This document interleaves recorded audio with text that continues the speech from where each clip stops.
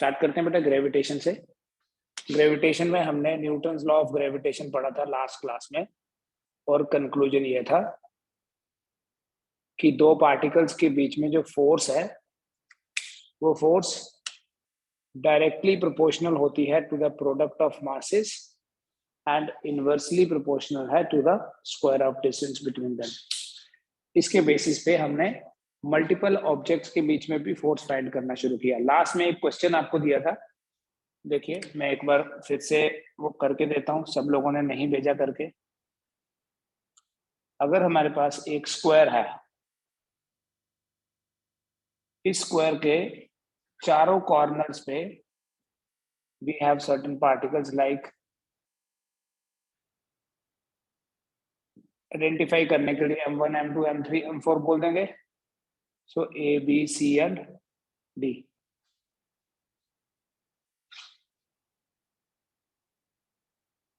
ठीक है, मैंने आपको बोला था इस पार्टिकल के ऊपर बताओ फोर्स कितनी है, जो C के ऊपर है। ये वाला जो डिस्टेंस है ये A है, ये वाला जो डिस्टेंस है ये भी A है, राइट। इस पार्टिकल के ऊपर सबसे पहले मैंने आपको क्या देखा, सबसे पहले आपको आइडेंटिफाई करना है कि फोर्स पता किस पे करनी है, किस पे पता करनी है। फिर देखो कौन कौन लगाएगा, एक तो ये लगाएगा, इसकी जो फोर्स होगी वो अलोंग दिस डायगोनल होगी। इस फोर्स को मैं नाम दे देता हूं F31। F31 क्या हुआ, force on M3 due to M1। ये M2 जो है ये भी M3 को खींचेगा, so this will be the force on 3 due to 2। इसी M3 को ये M4 भी खींचेगा, सो हमारे पास एक फोर्स इधर भी होगी और ये फोर्स होगी F34। ठीक है, इन टोटल हमारे पास 3 फोर्सेस हैं जी। ठीक है बेटा, एक है F31, एक है F32 और एक है F34। The total force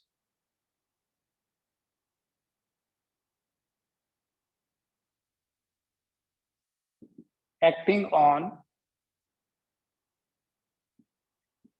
M3 is F3 equals to F31 plus F32 plus F34। ठीक है, कौन लगाएगा फोर्स, बाकी सारे लगाएंगे। M3 के ऊपर M1 भी लगाएगा, M3 के ऊपर M2 भी लगाएगा और M3 के ऊपर M4 भी लगाएगा। और वो जो फोर्सेस लगेंगी वो सारी की सारी फोर्सेस होंगी कैसी, अट्रैक्टिव। अभी F31 का देखो मैग्नीट्यूड कितना है, पहले हम सबका मैग्नीट्यूड लिख लेंगे।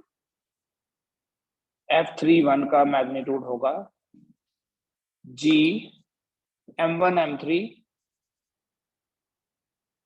डिवाइडेड बाय, ये जो डिस्टेंस है बेटा ये देखना आपको, और ये डिस्टेंस है A√2, सो A√2 का square, which means it is equal to G M square over 2A square। ठीक है, F31 क्या है, क्योंकि M1 और M2 तीनों बराबर हैं, M1 M2 M3 M4, G M square by 2A square। F32 जो होगा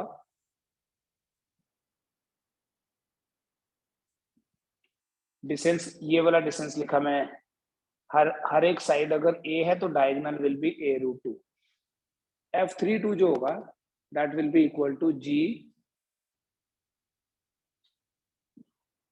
M2 M3 divided by A square, which means F32 is equal to, यहीं पे लिख दो, G M square by A square। ठीक है,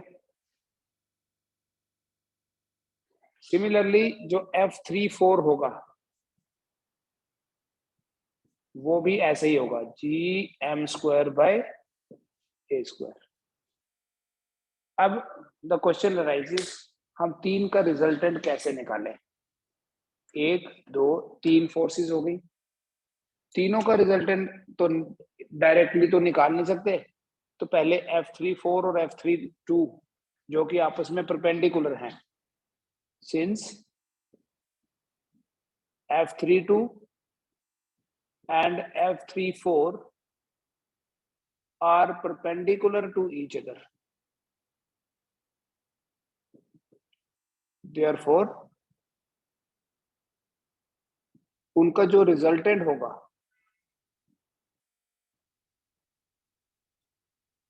अगर मैं उस रिजल्टेंट को F डैश बोल दूं, आपको पता है बेटा जब दो वेक्टर्स परपेंडिकुलर होते हैं तब रिजल्टेंट आता है square root of P square plus Q square, right. अभी ध्यान से देखो, F32 और F34 आपस में परपेंडिकुलर हैं, इसलिए इन दोनों का जो रिजल्टेंट होगा that would B F32 square F34 square, which means F dash equal to square root of F32 square, इसका स्क्वायर करो, GM square by A square का स्क्वायर हो गया, प्लस F32 का स्क्वायर हो गया, again GM square by A square का square, which means F dash equal to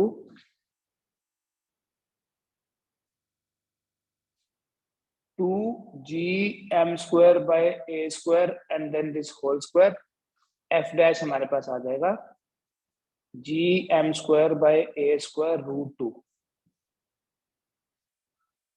ठीक है बेटा। अब ये जो F डैश यहाँ आया, इन दोनों का रिजल्टेंट जिसे हम बोल रहे हैं F डैश, इस F डैश की और इस F31 की डायरेक्शन सेम है, ठीक है, दिख रहा है ना, क्योंकि ये दोनों फोर्सेस बराबर हैं, जितना मैग्नीट्यूड F34 का है उतना ही F32 का है, तो जब दो फोर्सेस का मैग्नीट्यूड बराबर होता है तो रिजल्टेंट सेंटर में होगा, सेंटर में होगा तो अलोंग द डायगोनल हो गया, right. Now the directions of F dash and now the directions of F dash and F31 are same, therefore the net force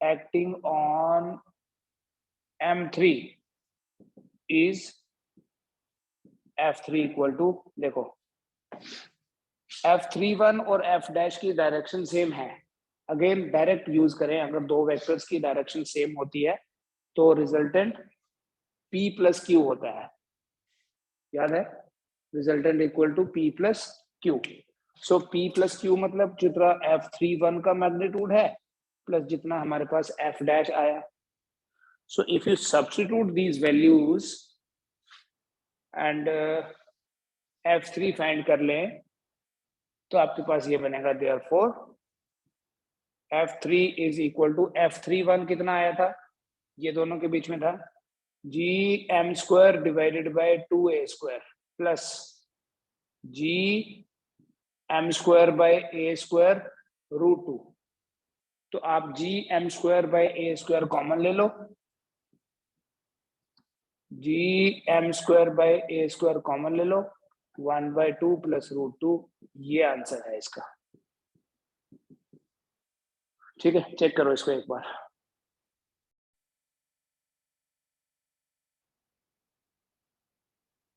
बेटा हमारे पास एक थोड़ा सा डिफरेंट टाइप का क्वेश्चन है इस बार, क्या क्वेश्चन है, a thin rod of mass m, एक रॉड है, थिन रॉड का यहां मतलब यह है कि it is in the form of a length,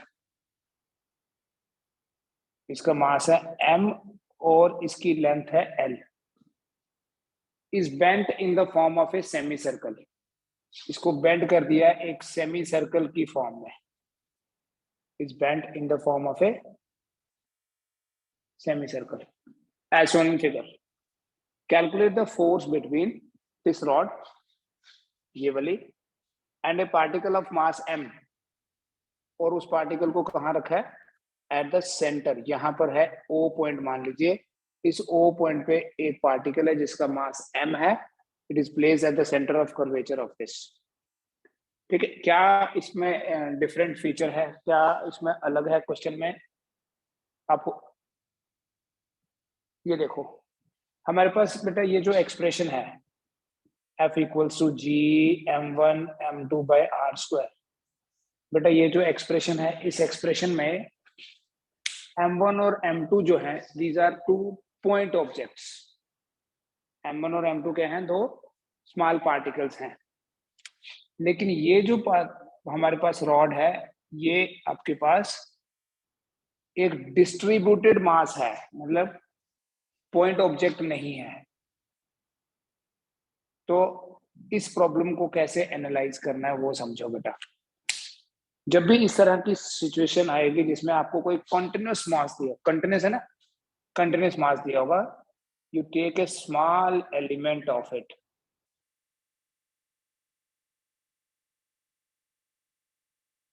ठीक है, consider a small element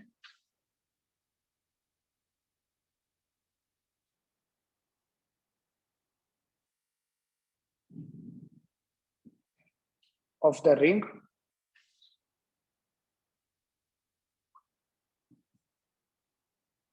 having mass dm and length dx।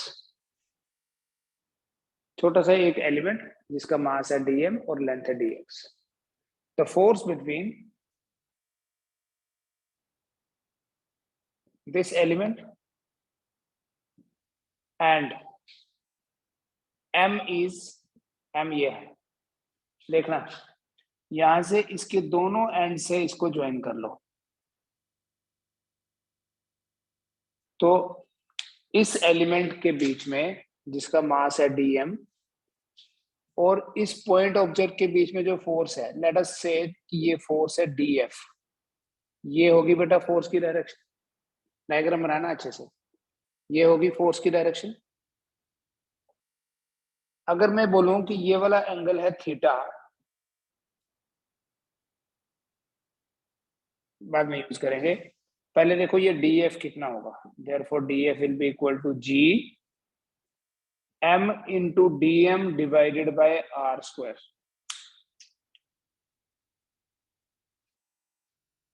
g m dm by r square. ठीक है, अब ये जो आपने छोटा सा एलिमेंट लिया, आप इसको पॉइंट ऑब्जेक्ट की तरह, पॉइंट मास की तरह ट्रीट कर सकते हैं। तो df आ गया g m dm by r square. ठीक है, अब इस फोर्स को अगर मैं रिजॉल्व करूं, ध्यान से देखना बेटा, थोड़ा सा टिपिकल क्वेश्चन है, not a very easy one, थोड़ा सा इसमें एनालिसिस है। इस df को अगर मैं रिजॉल्व करूं तो इस df के दो कंपोनेंट होंगे, ध्यान से देखिए, ऐसे समझाता हूं। ये df है, ठीक है, ये मैं रेफरेंस ले लेता हूं, एक्सिस चूज कर लेता हूं, X axis and Y axis choose कर लेता हूं, ये है थीटा। तो अगर बेटा ये df है तो this will B df cos theta and this will B df sin theta. ठीक है बेटा, ये होगा df cos थीटा इधर और df sin थीटा ऊपर होगा। अगर आप बड़े ध्यान से देखो ना, सिमेट्री को ध्यान में रख के देखो, तो आप ये आइडिया लगाओगे कि जैसे एक एलिमेंट, ध्यान से सुनना बेटा, आवाज आ रही है ना, जैसे यहाँ एक एलिमेंट है, बिल्कुल वैसे ही एक एलिमेंट यहाँ भी होगा।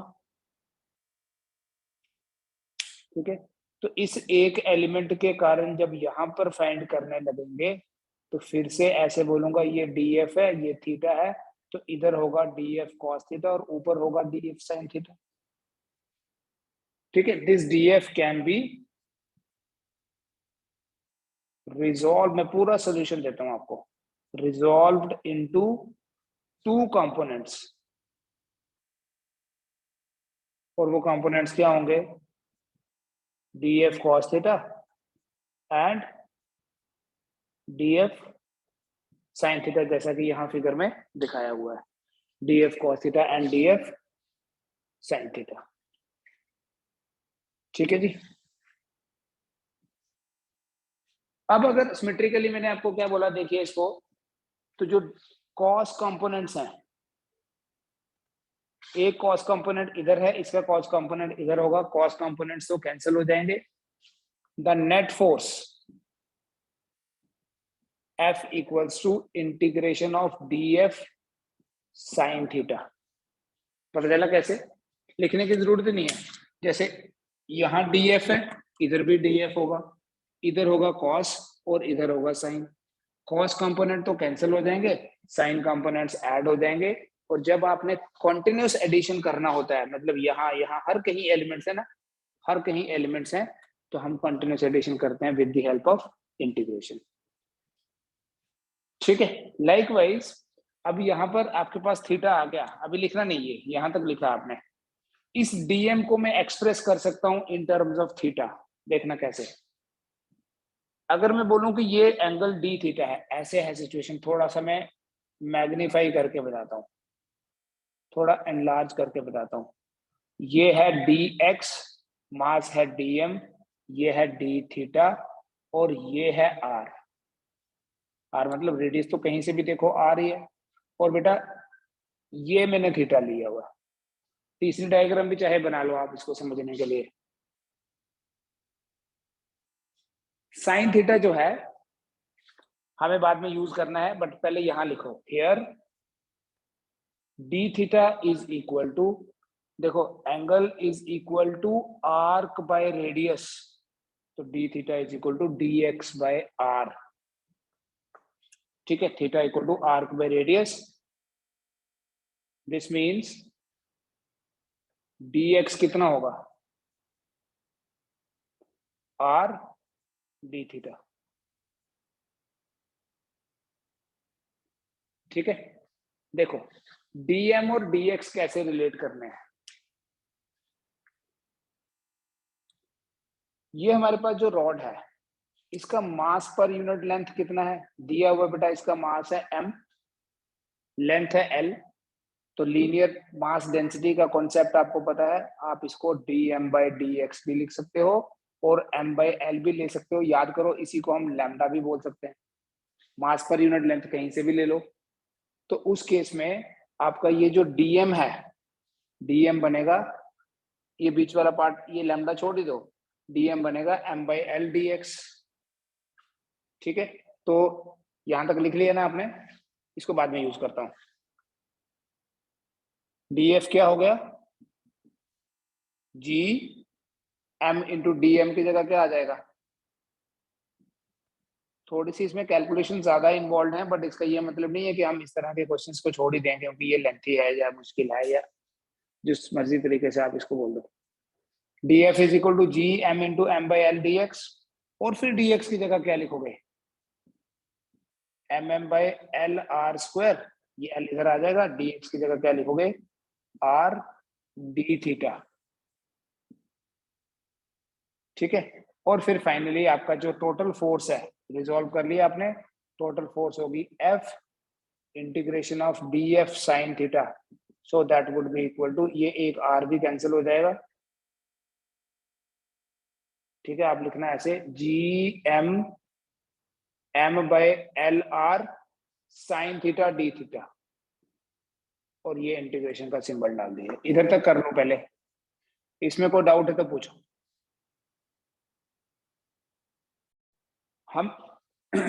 हम ये चीज कैसे इंश्योर करेंगे कि हमने पूरी की पूरी सेमी सर्कल के एलिमेंट्स को कंसीडर कर लिया है, क्योंकि एलिमेंट बेटा यहाँ हो सकता है, यहाँ हो सकता है, यहाँ यहाँ यहाँ कहीं भी हो सकता है। रुद्र समझ आ रही है? सिंस एलिमेंट हर कहीं है from this point two the end, तो आप थीटा के हिसाब से देखो, जब एलिमेंट यहाँ होगा थीटा विल बी 0, पूरा घूम के यहाँ हो गए theta will be 180 to 0 to pi. ठीक है, तो फाइनली आपके पास जो एफ रहेगा, G M M by L R sine theta की इंटीग्रेशन होती है माइनस कॉस थीटा और limit 0 to pi. Semi circle है इसलिए लिमिट 0 टू पाई है। आप चेक करना इसको, in place of semi circle आप सर्कल के लिए करना, मैं टाइम दूंगा आपको। अगर आप सर्कल के लिए करोगे तो इंटीग्रेशन के लिमिट्स डाल देना 0 टू 2 पाई। सो फाइनली आपका जो एफ रहेगा that would be G mm by LR, negative sign यहां रखना ही है, बाहर ले लो, cos pi minus cos 0, so it is equal to minus GMM by LR, cos pi is -1 -2। ठीक है, तो ये जो आउटकम आपके पास आएगा, इस आउटकम को अगर मैं लिखूं तो मैं ऐसे लिख लूंगा F equals to 2G mm divided by L into R। ठीक है, ये आपके पास फाइनल रिजल्ट है। G तो यूनिवर्सल कांस्टेंट है, M is mass of the ring, semi circular ring, small m इज ये वाला जो यहां मास रखा था, L उसकी लेंथ है और R उसका रेडियस है। अब सोचो, R तो गिवन नहीं था, क्या हम इस एक्सप्रेशन में R को किसी तरीके से हटा सकते हैं? सोचना, इन टर्म्स ऑफ लेंथ लिख सकते हैं, थोड़ा लॉजिक है। ये जो पूरी लेंथ है ये कितनी है? L, लेकिन यही तो सरकमफ्रेंस भी है, सेमी सरकमफ्रेंस। सेमी सरकमफ्रेंस मतलब pi by R, L is equals to pi r। तो L equals to pi R, तो R कितना हो गया? L by pi. ठीक है, तो अगर आपने इस एक्सप्रेशन को, ये डिपेंड करता है आपके जो ऑप्शंस हैं वो किस फॉर्मेट में है। इस R की जगह लिख सकते हो L बाय पाई, तो पाई ऊपर चला जाएगा, और जब पाई ऊपर चला जाएगा F आपके पास रहेगा 2 pi G mm by L square. ये है फॉर्मूला, इसको देखो, कुछ डाउट है तो बताओ। अभी थोड़ा इजी देता हूँ, इजी है, इससे ज्यादा आसान है कैलकुलेशन इसमें। अब ये जो अभी हमने क्वेश्चन किया ना, ये एक्चुअली पीएमटी में एक बार आ चुका है पहले, तो आप में से जो लोग एंट्रेंस के हिसाब से तैयारी कर रहे हैं उनको ऐसे क्वेश्चंस अभी से करने हैं। ठीक है, मान लो ये हमारे पास एक रॉड है, ये भी कॉम्पिटिटिव का क्वेश्चन है। अब बोर्ड एग्जाम के हिसाब से पढ़ोगे ना फिर तो बहुत ही कम पढ़ना पड़ेगा आपको। ये एक रॉड है जिसका मास है m और लेंथ है l, राइट? ये लेंथ है l।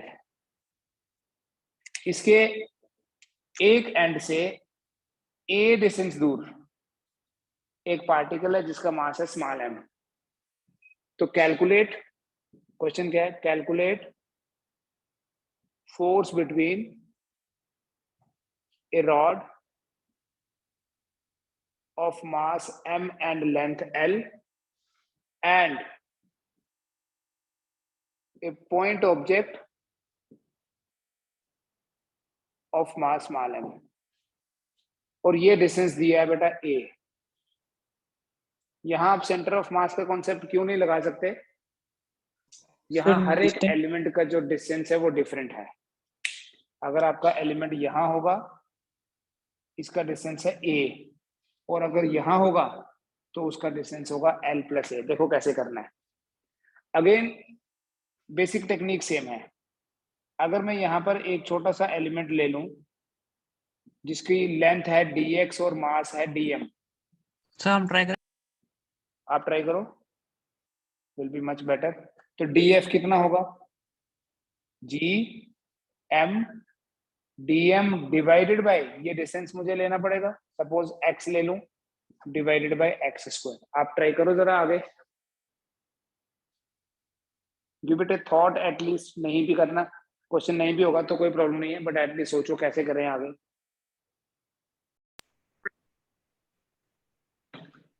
df है सर जी G, M M divided by a into l plus a।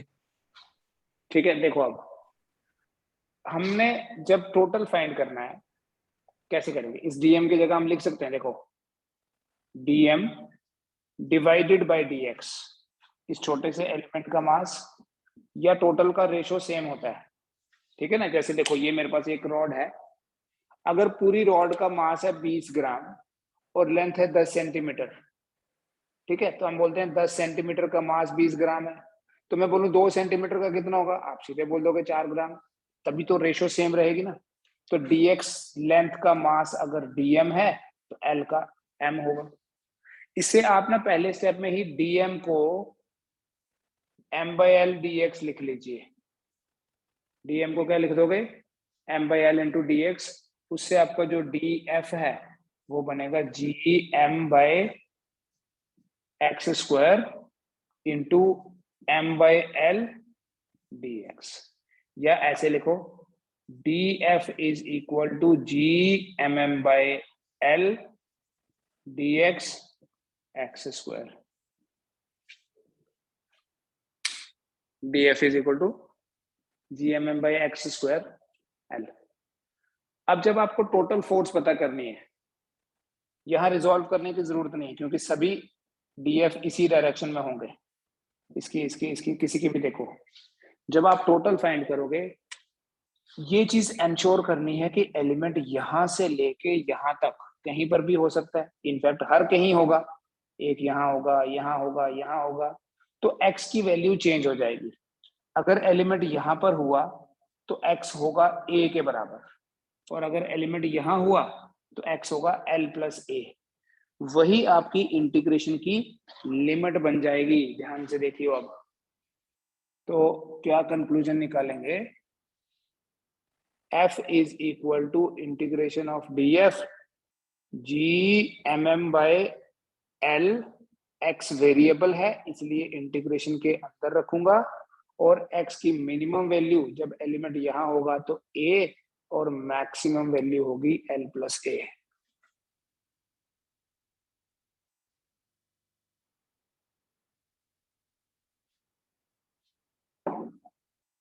बेटा ये जो 1/x² है इसकी इंटीग्रेशन होती है -1/x, ठीक है, तो f आपके पास बनेगा gmm/l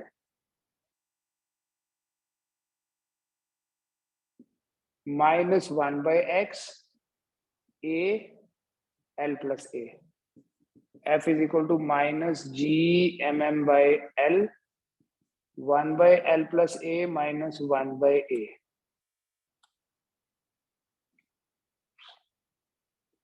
It means f is equal to -gmm/l a -l+a a into l+a। बस आगे कर लियो, f क्या आ जाएगा, ये न्यूमरेटर में आ जाएगा -l, इसके साथ कैंसिल हो जाएगा, आपके पास आ जाएगा, करके देखो, al+, ये फॉर्मूला बनेगा। ठीक है, ये है ग्रेविटेशन का कॉन्सेप्ट। मंडे को will start with the next gravitation का एक स्पेशल केस, जो हमारा पूरा चैप्टर में हम उसी का डिस्कशन करते रहेंगे। It is called gravity. Gravity आपने इज ए टेस्ट में बोला था ना। Special case of gravitation. एक मिनट,